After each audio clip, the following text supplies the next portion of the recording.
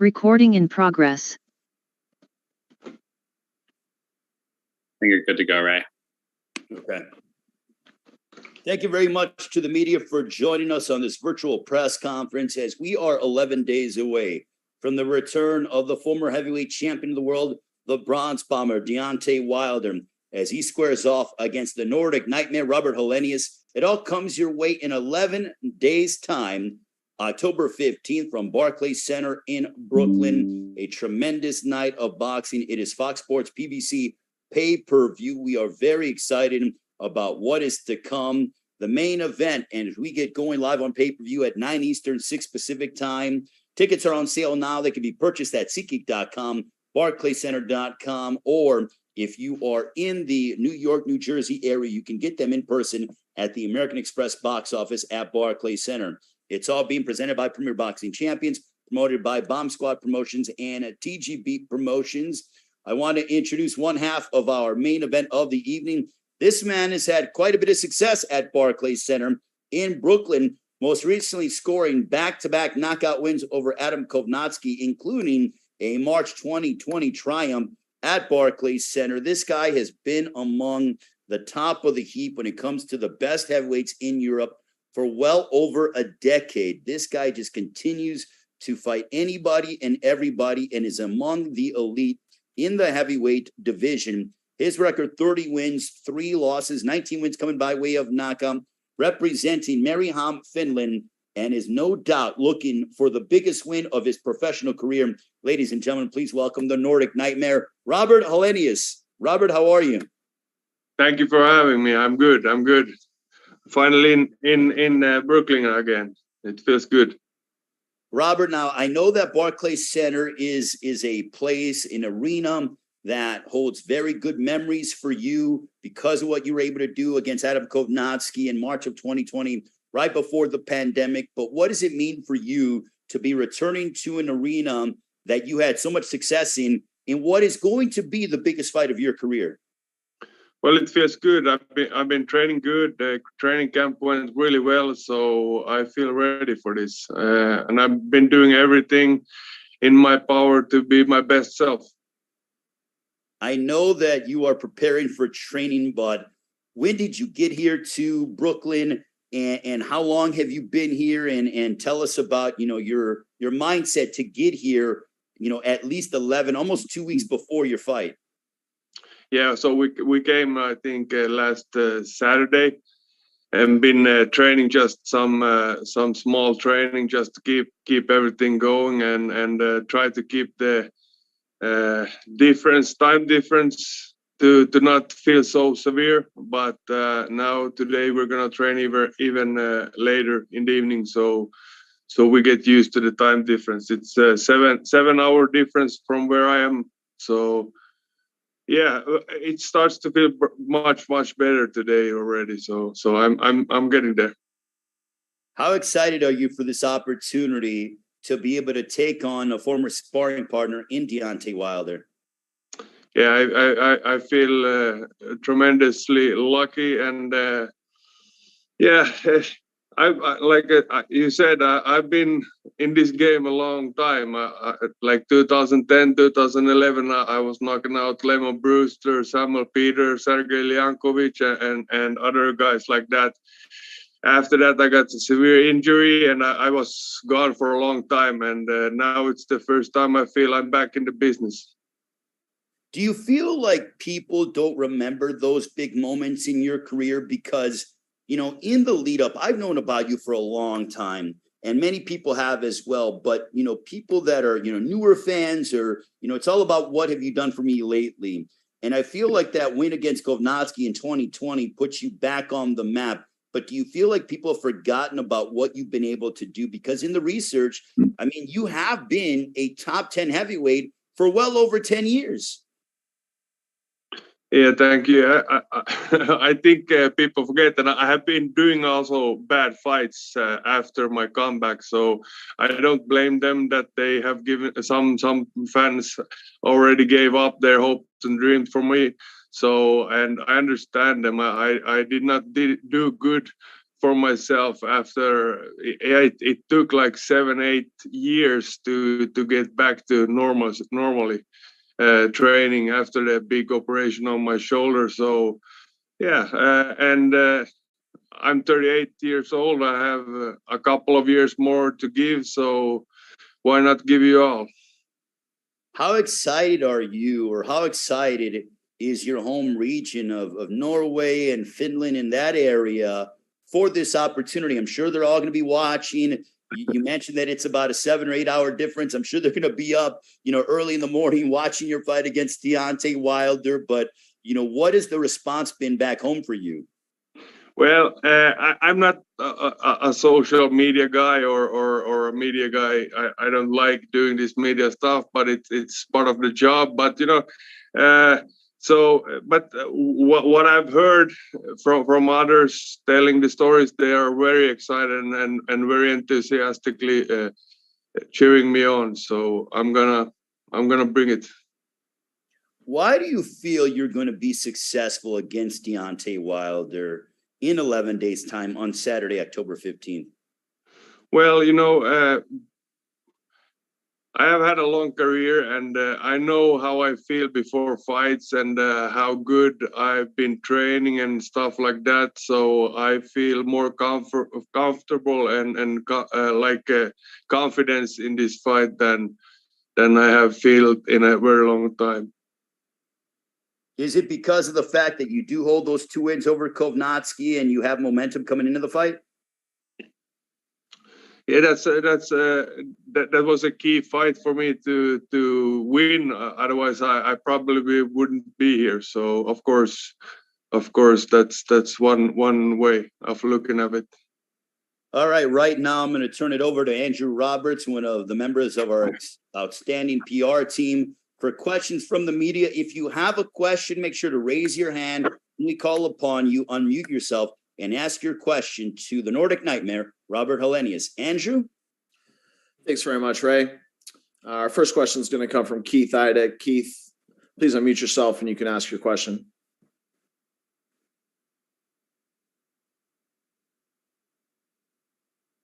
Keith, you there?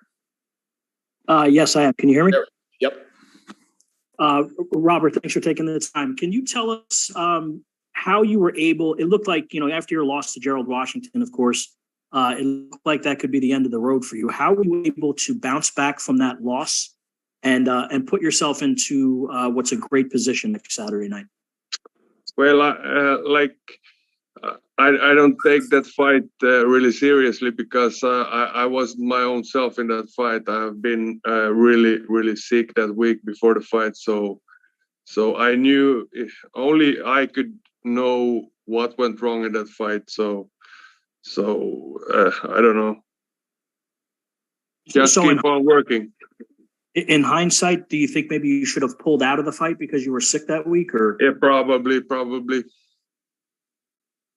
Okay. And Robert, can you just tell us, I know you're both very familiar with each other because you've sparred with each other so many times, but can you tell us, do you see it as an advantage knowing so much about Deontay, or does it kind of even out because he knows so much about you as well?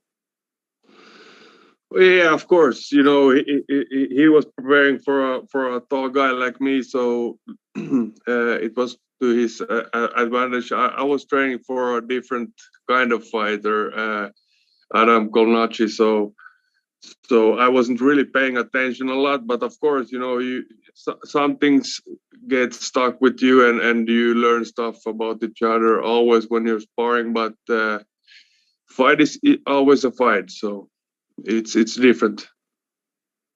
This is my last question for you, Robert. When you're in there sparring, obviously you're wearing bigger gloves, of course, and sometimes you're just working things out and not necessarily going as hard as possible, but how does his punching power compare to, you fought a lot of top level guys. How does Deontay's punching power, which is revered, of course, how does it compare to other guys that you fought? Yeah, I don't know, maybe it's difficult to say because like you said, we have gloves on and bigger gloves and the headgear on, so I don't know. He's very fast, so he's not maybe like really. What would you say? Like some people punch with really hard power and force, but I think he's more of a fast power guy. Explosiveness is his, I think, the most best thing about him. Okay, great. All right. Oh, sorry there, Keith. Thank you, Keith. We appreciate that. Our next question is going to come from James Bell with the Boxing Source. James, please unmute yourself and you can ask your question. All right. To Robert, what would you say is a key factor here for you in this particular fight? I know that you had your 2 wins over Adam Kalnaki, but could you say that your amount of experience also plays a factor here in your upcoming fight against Deontay Wilder? Yeah, I would hope so. I have a 250 fights amateur, so I have a long experience behind me. But of course, everything that I have ever done in my boxing career has led me here. So I think I just have to show my best self, best boxing in this fight, and it will be mine. What do you think is your best attribute that you have kind of like learned over the past couple of years or so? Well, I think I have a really good boxing eye and good reaction time and good counter punching and a little bit of aggressivity as well. All right. Thanks, Robert. And thanks, Andrew. Thank you. Thank you, James. All right. Our next question is going to come from Adrian Romero with CSI Sports. Adrian, please unmute yourself and you can ask your question. Hi, Robert. How are you doing? I'm good. Thank you. Good. So, going into this fight, Deontay Wilder is a big favorite. What do you have to say about that?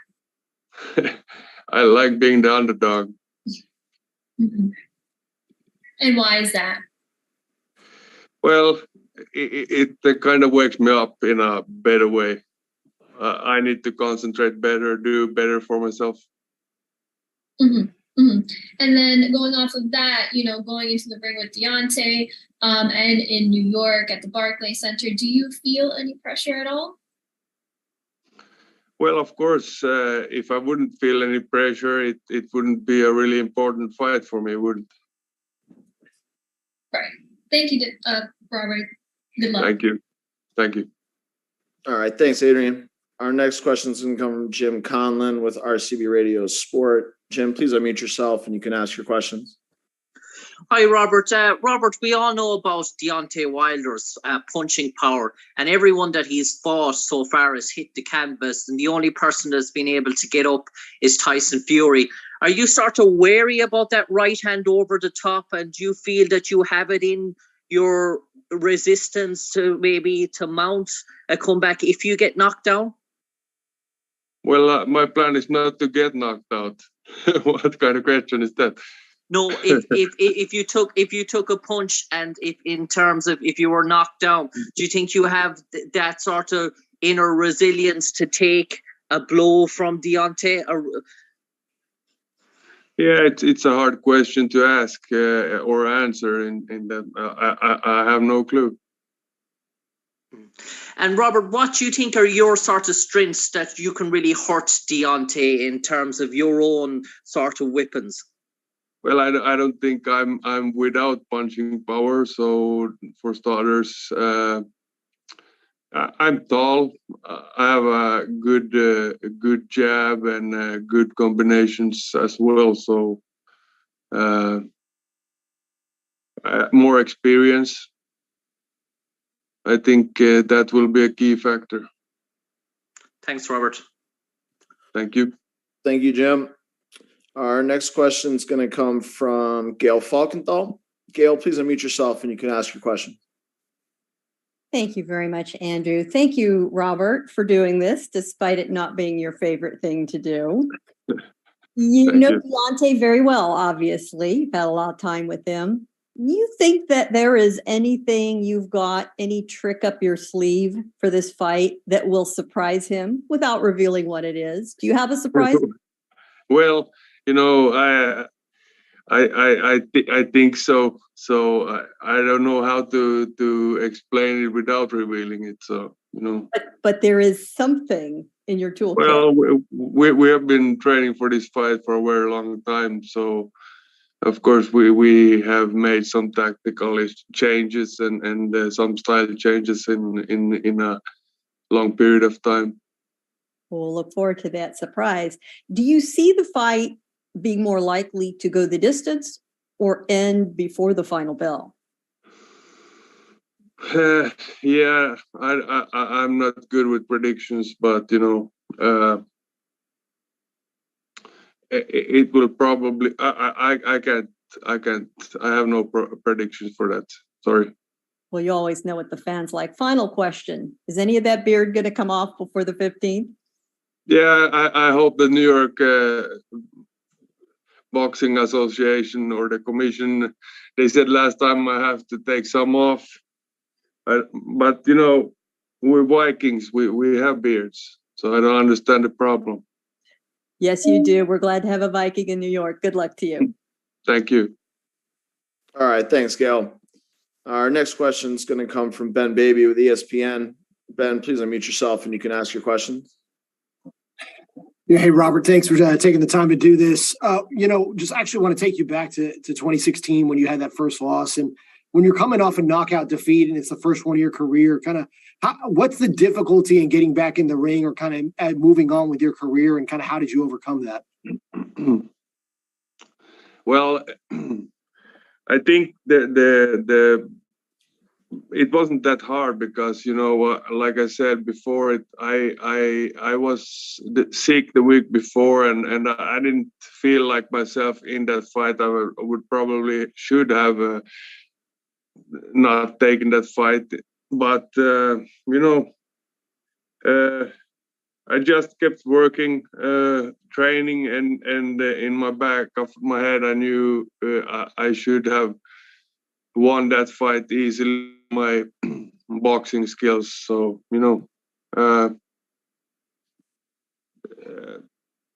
of course, always a loss is difficult to come back from. But if you have the right mindset, you can do whatever you want. Yeah, apologies. I think I'm not asking about the Washington fight. I think it was in 2016 when he fought Johan back in Helsinki. What was the? I guess what was? That was a harder fight to come back from. I didn't really want to come back from that fight, but I still kept training because I've been boxing all my life, and that was also a really comeback from my shoulder operation. I wasn't really fully there back then. We tried everything, but the physio from the shoulder was taking a long time, and I didn't have the conditioning to go 12 rounds. What was kind of last one for me? Appreciate you taking the time again today to do this. What kind of, even though you didn't want to, maybe didn't want to come back, and that might have been tough, what was the biggest thing that kind of pushed you further to kind of continue your career? Well, I think the love for boxing. Awesome. Thanks, Robert. Appreciate you. Thank you. All right. Thank you, Ben. Our next question is going to come from Ismail Abdul Salam. Ismail, please unmute yourself and you can ask your questions. Thank you. Robert, one thing I think people overlook with you is that you've shown a lot of personality in the ring. Even with the first Kwanaki fight, when you won, you did a little victory dance at the bell. We know Deontay likes to also get a little theatrical in the ring. Do you expect a little bit of that in the ring when you fight him, being that you both are so familiar with each other and comfortable with each other in the ring? Yeah, I think so. Yeah. Got it. I also wanted to ask you, you're basically in the new era of the heavyweights. Like you mentioned, when you started, you were in there with guys like Sam Peter, Lane, and Brewster. Now we're in a whole nother era, and you're fighting these guys as well and finding success. If you evaluate both eras, let's say when you first started and the heavyweights that you're seeing now, which era do you think is better and why? Well, I think the era now is more diverse, because back then it was only Klitschko who had the belts. So I think there's much more diverse, many more good heavyweights at this point. So it's a good time to be a heavyweight. I agree.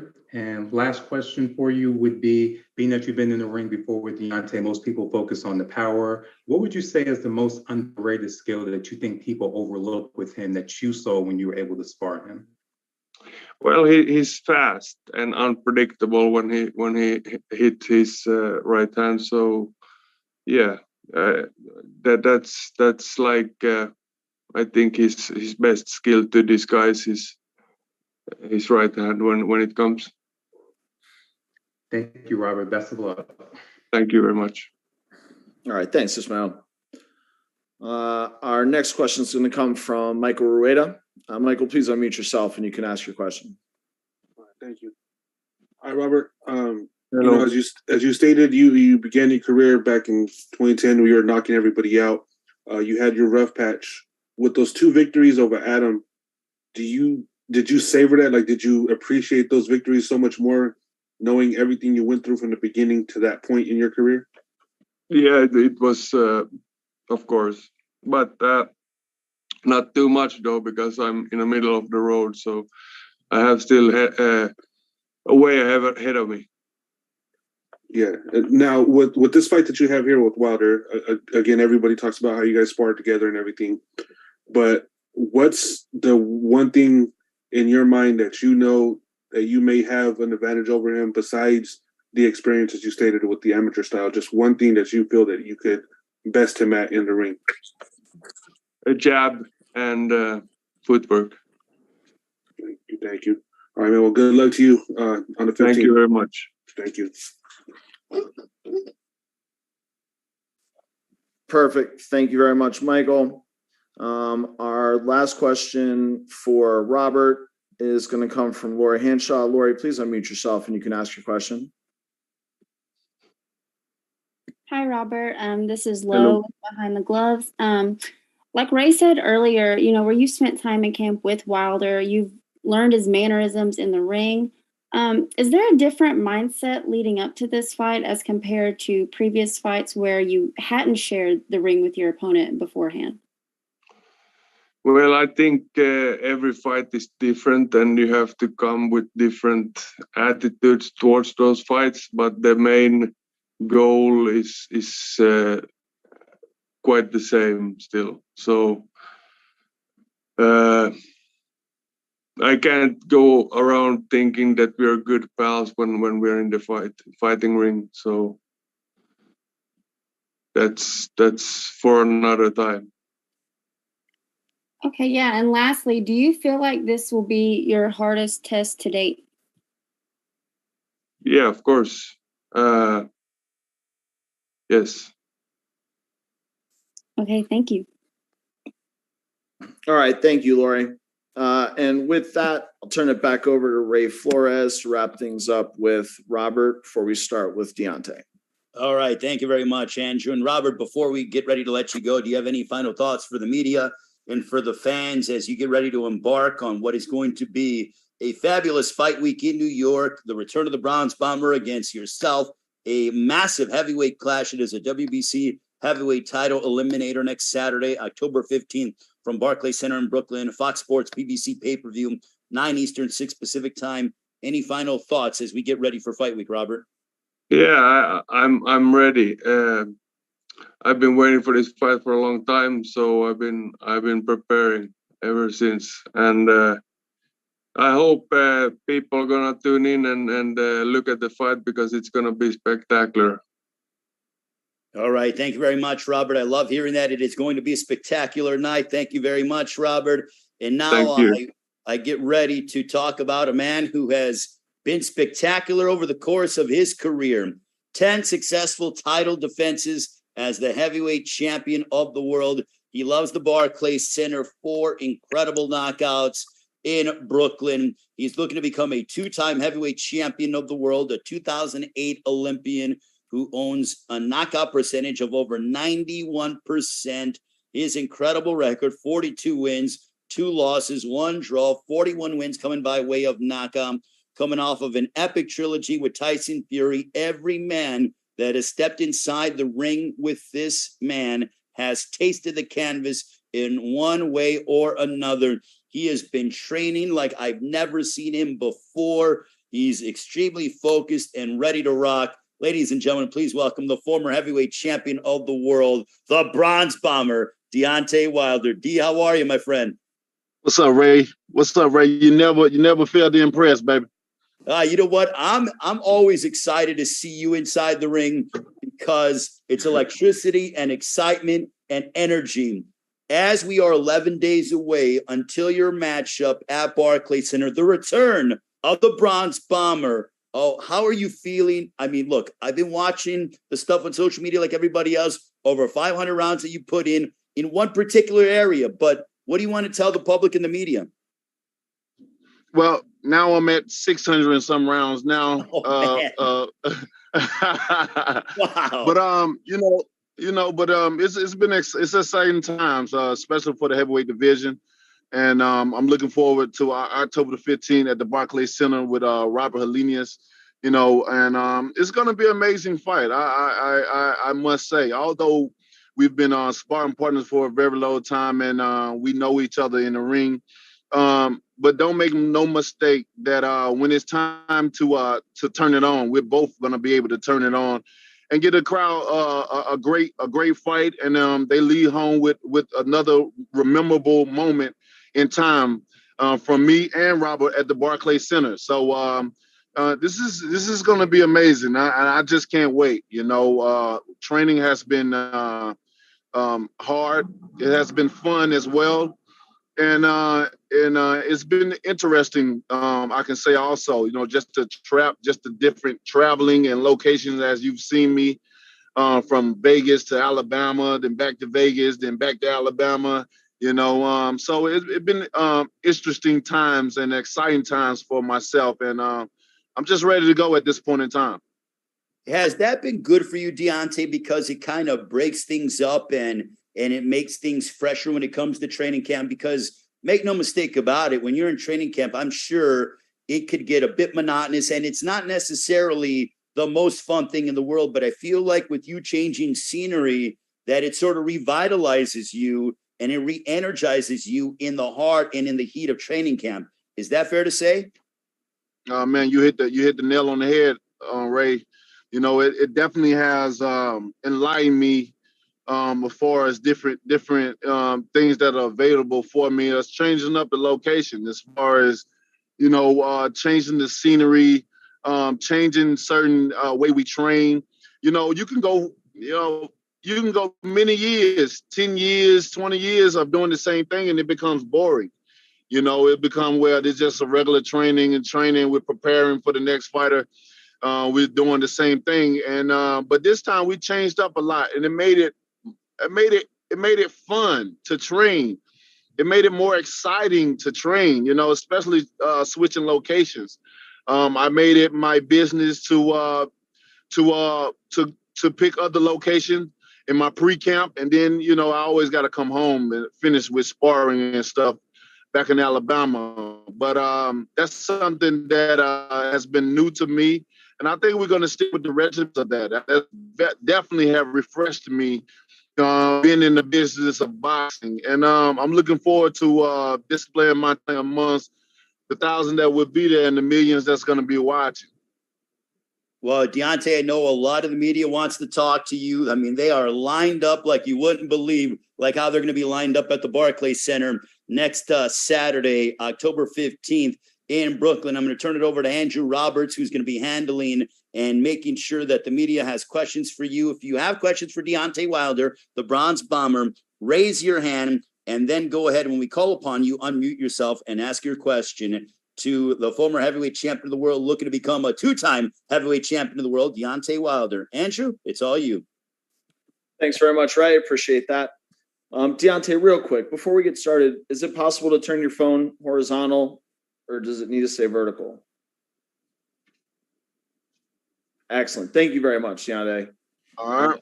We're going to open up our first question with Keith Idek, boxing scene. Keith, please unmute yourself and you can ask your questions. Hey, Deontay, I was just wondering if you could tell us approximately what weight you plan to come in next week on the scale? Somewhere between the 220s, somewhere up in that. Weight is not going to be what we worry about in this fight or fights in the future.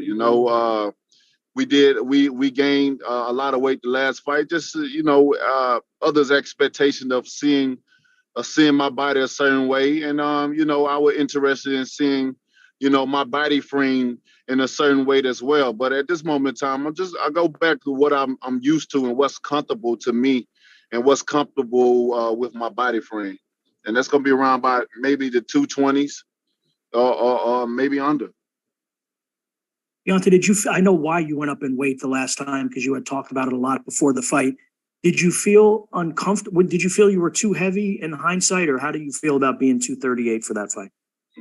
Yeah, I felt a little sluggish, a little heavy. I mean, you got to understand, I never been 240 ever in my life before, but it was an experiment that I wanted to try, and we did what we had to do to get the weight put on there, and that's a experience up in the history books for me. So, the only way to become wise is applying knowledge to life, and we've gained a lot of knowledge from that, and now we know what to do leaning forward. So, I just have one last question for you. During the process after your loss to Fury in the last fight, how close did you come to retiring, and then what was it that made you come back? Well, I was like 85% out, maybe 15% in. I just felt like I accomplished so much. I've done so much within the business of boxing.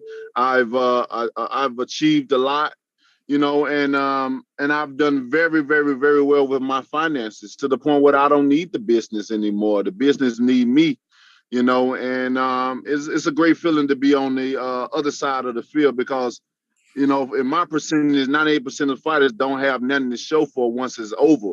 The only thing they have to show for is a medical history of bills and Parkinson's and speech impairments and the like thereof. The only people that really succeed and still go on to have things to show for, is the promoters and managers. They can go years and years. They can still support their children and still take their children and their grandchildren and support them, while fighters, have nothing to show for. Many times you have old school fighters that, back in the day, the only thing they can say is, oh, he was a great fighter. Back in his time, he was a bad man. But if you look at him and you look at his finances, he can't even support himself. And it's kind of backwards to me, because as the fighter, you are the product. You are what people are coming to see. And then without you, there's nothing, and that's how I feel about that. But what made me come back is being presented a statue. I'm still young, it ain't like I'm old or about to die. That's when people want to give you your flowers and say how great you are when you're retired, or when you're finna get ready to die or have died. And for me, it's not that case. I'm still young, and I was presented a statue. So all my accomplishments have been set in stone within a statue. And to see so many people around the world to come and join hand in hand and unite and commune with me and my children on me getting presented the statue, it made me feel great. And just to see so many men and women, share a tear, and men, break themselves down and tell their kids, this is a real king. This is what this is right here is motivation. This is encouragement right here. This is what you want to be like. And once I seen that, it just kind of made me feel like there's more to that I can do. I'm still young. I only want 3 more. I got 3 more years left in this business that I'm a take part in. And I just felt like it was more for me to do because I inspire so many, because I motivate so many. And some people live by every word that I say and they apply it to their life. And that's how you become wise. So, sometimes you have to see certain things, to really realize it, because I hear a lot of things and, I get messages from a lot of things, but it does your heart a little something different when you're able to see it right in front of your face. All right, perfect. Thank you, Deontay, and thank you, Keith. Our next question is going to come from James Bell with the Boxing Source. James, please unmute yourself and you can ask your question.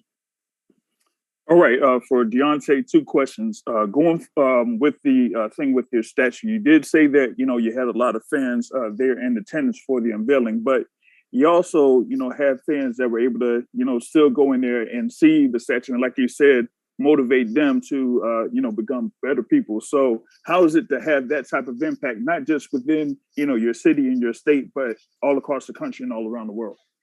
I mean, it makes me feel very powerful, to know that I motivate so many, to know that I inspire, and to know that certain men, maybe even women, but I know certain men, take every word that I say, and some of them live by what I say. And it makes you powerful. It allows me to use my power for the greater good, though. I always love to see people do well. I always love to see people happy and at peace, because I always tell people I'm soaking in my happiness and my peace. And I want others to feel and see what that looks like, and I can only go off of my life and certain experiences, and I display it. I speaks about it. That's why people love me, because I'm straightforward. You don't get half with Deontay Wilder. You get this truth, the whole truth, and nothing but the truth. And that's where I am. And it just feels good to be able to have so much to have so much power to motivate people, and to be the one that people even call on when they need certain advices about things. Whether they're poor or rich, I have all types of people calling me for advice about different things, whether it's about life or whether it's about a certain thing to invest in, or any little thing. So it does my heart warm to know that people put my opinion in hand. Yes, I've seen that firsthand with a couple of fans that have been there in attendance to see the statue. My next question is, with you being under the tutelage of Malik Scott, tell us about the familiarity that you and Malik Scott have had over the course of time that he has been your trainer. Say that part one more time, please. You cut out on this side. Okay. With you being under the tutelage of Malik Scott, kind of talk about your familiarity with you and him as your head trainer. Yeah, man. First off, me and Malik had shared the ring before, and we was I met Malik back in the Poconos in camp, getting Thomas Adamic ready for one of the Klitschko's, and that's where I first met Malik, and we clicked instantly, upon meeting each other, greeting each other. Our condos was right down the hall from each other, so. I invited him over. I invited his family over at the time. I cooked for them, and we talked, and it was amazing, and I'm on the phone, bro, and to be able to make him one of my head coaches, it was something that was a no-brainer, because I had him, and one of the main factors business boxing to have people that trust around you, and that knows that person has your back, especially your coach, especially if he knows certain ways and certain things about you. I always buy by this saying, what's understood don't have to be explained. And with Malik, I don't never have to explain certain things. He knows my body language. He knows sometimes how to complete a sentence, what I'm about to say, and that just comes with being able to come with experience of being amongst each other, loving each other, and going through certain situations with each other. And I love him to death, man. And I'm glad he is part of the team. Win, lose, or draw, man. That's my brother for life. All right, great. Thank you, James. Our next question is going to come from Ben Baby with ESPN. Ben, please unmute yourself and you can ask your question. Yeah, hey Deontay, thanks for taking the time to do this. Coming off of, I'm just really curious. When you come off the losses that you do, what's probably maybe the toughest thing mentally when you're getting back in your training that you kind of maybe have to overcome or compartmentalize, especially for the career you had prior to the trilogy with Fury? I think for me, I think everybody has a different opinion of how they feel or what they have to overcome. But for me, it's just being able to have the long layoffs and then just get back into training, because I wear many hats. I'm just not a fighter. I do so many different things. I run multiples of companies and stuff like that a lot of people don't know that I do, because I don't display it. I don't put it amongst the world, to know information about me, so for me, it's just getting myself back together, getting in shape, being able to figure out certain things that makes me happy, and just like with the training, I'm glad that we're able to switch up locations. That was something new for me that I've never done in my career as a professional, and to change locations, to be able to do different exercises and stuff like that, man, it made it refreshing for me, to find that love, that passion back into the business.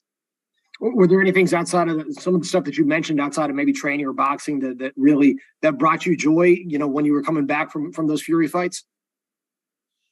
I was able to put time in for things that I was passionate about doing. For one, existed music. I've always been into music. I always loved it. And now that I had time, I was able to produce a song and do many things and so forth and so on. So it definitely has been refreshing for me to be able to have that time and to do certain things.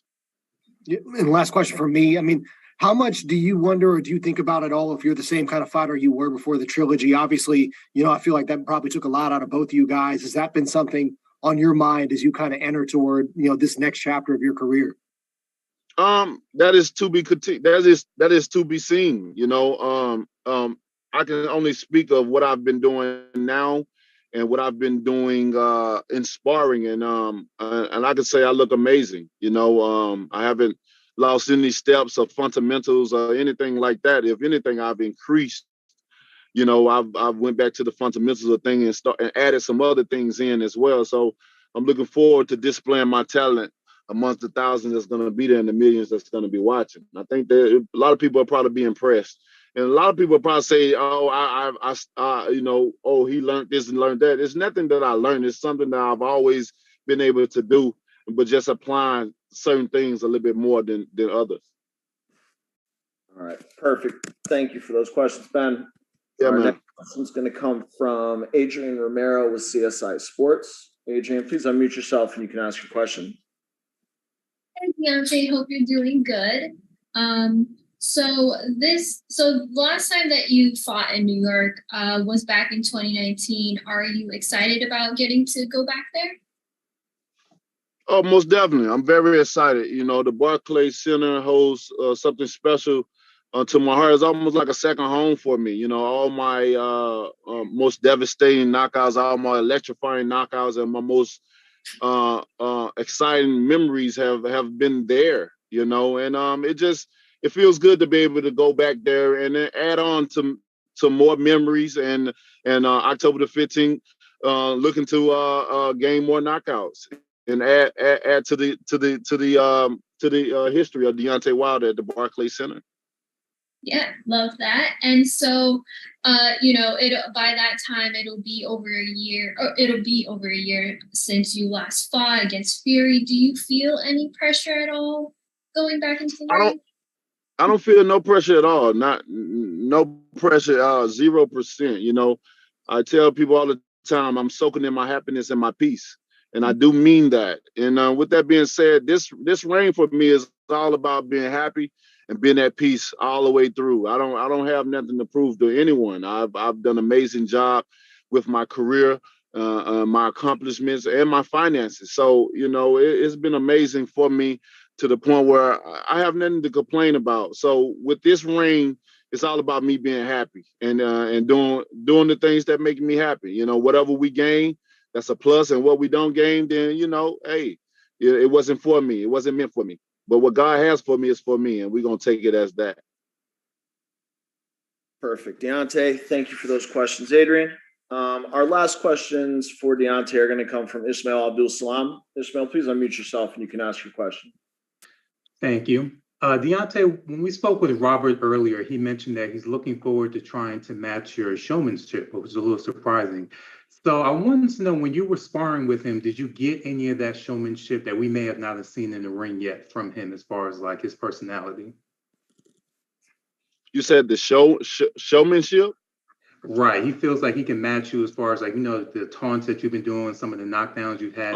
He feels he can match that. So I'm wondering if you've seen any of that in the sparring that you've had with him, because we've never really seen that from him in the ring. Well, with sparring and doing something where it actually counts is two different things. Sparring, a lot of guys, in sparring it's more of practice. You can quit, you can call timeouts, you can, many different things in sparring that you can do that you can't do in a physical fight. So, if Robert feels that he's going to be able to match me, then, you have to take his word for it until proven wrong. Robert is a great guy, him and his trainer.